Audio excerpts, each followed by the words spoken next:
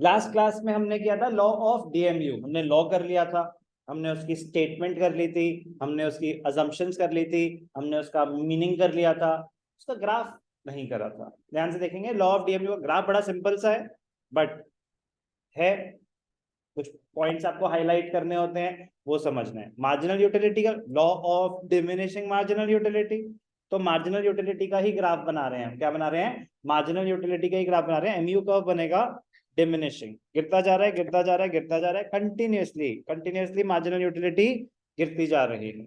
एक सेकेंड चल जा, एक सेकेंड। मार्जिनल यूटिलिटी क्यों गिरती जा रही है? उसकी इतनी सारी अजम्पशंस हैं, उसके काफी सारे रीजंस हैं, वो सब हम कर चुके हैं। ग्राफ में क्या ध्यान रखना है कि एक है relationship between T U M U, एक है relationship between T U M U, वो एक सेपरेट क्वेश्चन है। Relationship between T U M U एक सेपरेट क्वेश्चन है। डीएमयू का लॉ वो एक सेपरेट क्वेश्चन है, but they are interrelated, they are interrelated, so be careful. Law of DMU, law of DMU, marginal utility का curve बनाएंगे, downward sloping curve है। Points जो हाईलाइट करने हैं, एक्स एक्सिस पे क्या आएगा?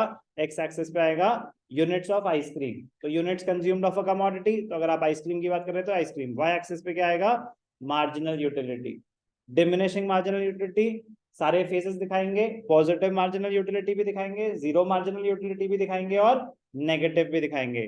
हाईलाइट क्या करना है? Zero marginal utility, that is called the point of satiety. उससे नीचे जो जाएगा नेगेटिव मार्जिनल यूटिलिटी। कोई भी डाउट? कोई नया ग्राफ नहीं बताया आपको, ये ऑलरेडी आप कर चुके हैं। ये शेड करने की जरूरत नहीं है, शेड करने की जरूरत नहीं है, दैट दिस यूटिलिटी रिप्रेजेंट कर रहा है वो, बट मैं कह रहा हूँ शेड करने की जरूरत नहीं है।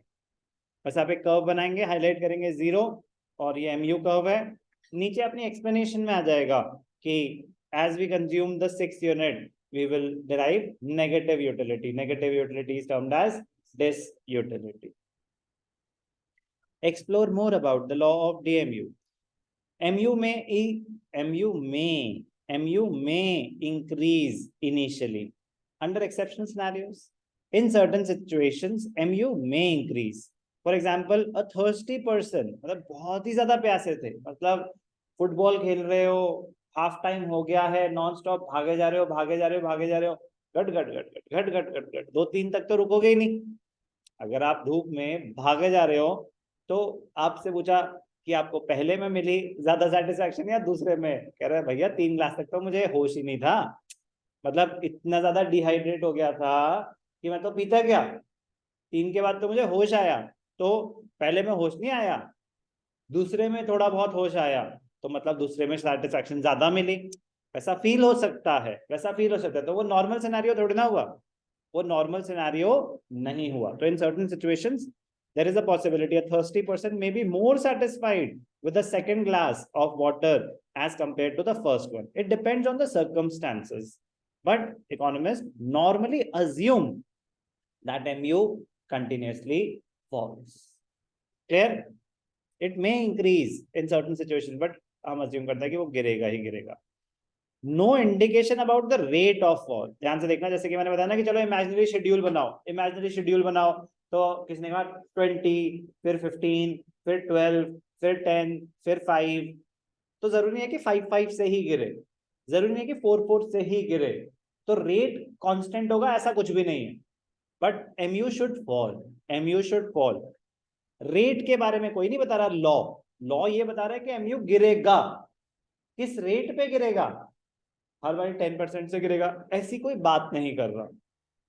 समझ आई बात की? No mention about the rate of fall. The law of DMU says nothing about the rate of decline of MU.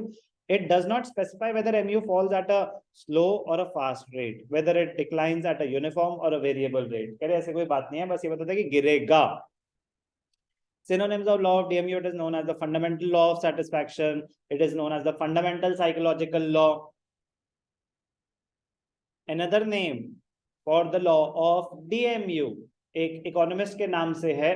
Another name, हाथ हैंड रेज करेंगे, कोई रैंडमली आंसर नहीं देगा.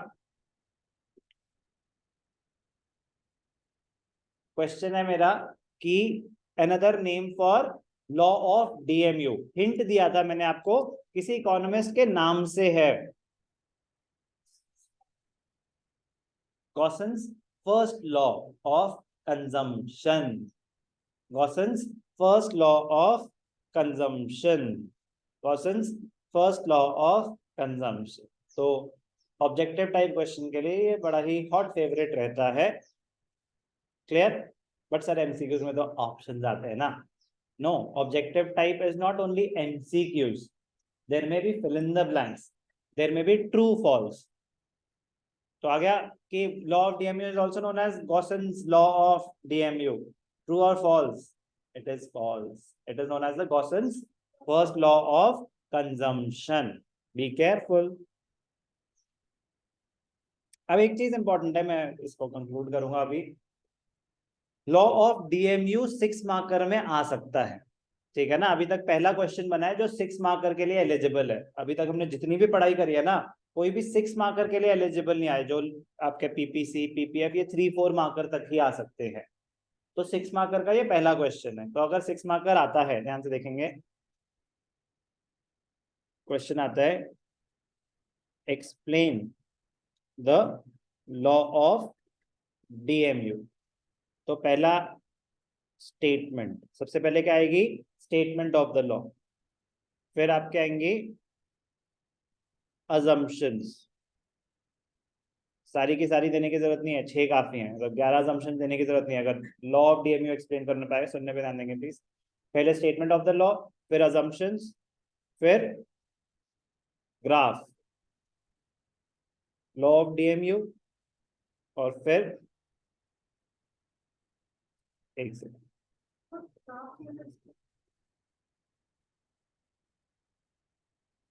शेड्यूल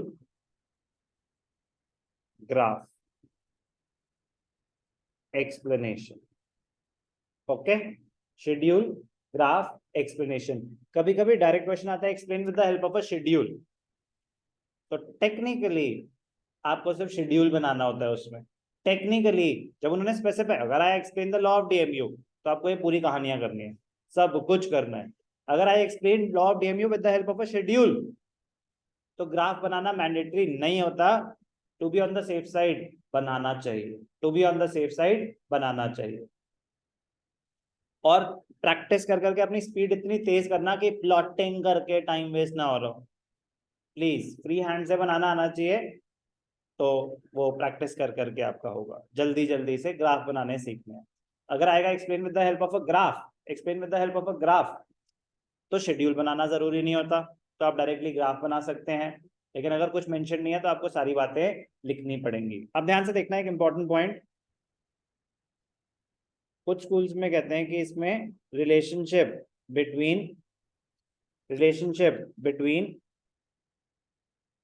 टीयू एंड एमयू भी देंगे। अगर लॉ ऑफ डीएमयू एक्सप्लेन करने को आ रहा है 6 मार्कर में, तो आपको रिलेशनशिप बिटवीन टीयू एमयू भी देनी पड़ेगी। कुछ स्कूल्स में ऐसा बोलते हैं, कुछ स्कूल्स में ऐसा, आंसर का पार्ट नहीं है, बट कुछ स्कूल्स में ऐसा बोलते हैं। तो इसीलिए बड़ी क्लियरली आपका क्वेश्चन होना चाहिए जब आपके स्कूल में ये हो रहा है, क्योंकि रिलेशनशिप बिटवीन टीयू एमयू एक सेपरेट क्वेश्चन है, वो एक सेपरेट क्वेश्चन है। But the law is based on these relationships only, TU MU, but still it is a separate question. तो सेपरेट आएगा तो बात ही खत्म हो गई। क्वेश्चन क्या है, जब आपके स्कूल में टॉपिक हो रहा हो तो आपने पूछना है कि मैम और सर, जब लॉ ऑफ डीएमयू 6 मार्कर में हम एक्सप्लेन कर रहे हैं, तो आपको रिलेशनशिप बिटवीन टीयू एमयू चाहिए कि नहीं चाहिए? सिंपल। Okay, clear? तो जैसे कि मैंने बताया कि सर कॉन्सेप्ट ही अंडरस्टैंड नहीं करने, क्वेश्चंस कैसे आएंगे? ये दुनिया बदलने वाली है आपके जो 11th-12th में ना, कि क्वेश्चंस ही कुछ भी आ रहे होंगे। तो अंडरस्टैंड करना बहुत जरूरी है कि क्वेश्चंस कैसे कैसे आ सकते हैं। अगर एग्जाम में क्वेश्चन आएगा explain the relationship between T M U, ध्यान से देखेंगे, बहुत इंपॉर्टेंट पॉइंट बता रहा हूं। क्वेश्चन आया explain the relationship between T M U, graph बनाना है, ग्राफ बनाना है, बट ग्राफ फ्री हैंड से बनाना है। आपको शेड्यूल बनाने की जरूरत नहीं है, आपको उसको प्लॉटिंग करने की जरूरत नहीं है। आप इतने आसानी से ये पॉइंट हाईलाइट करा, यहां से गए,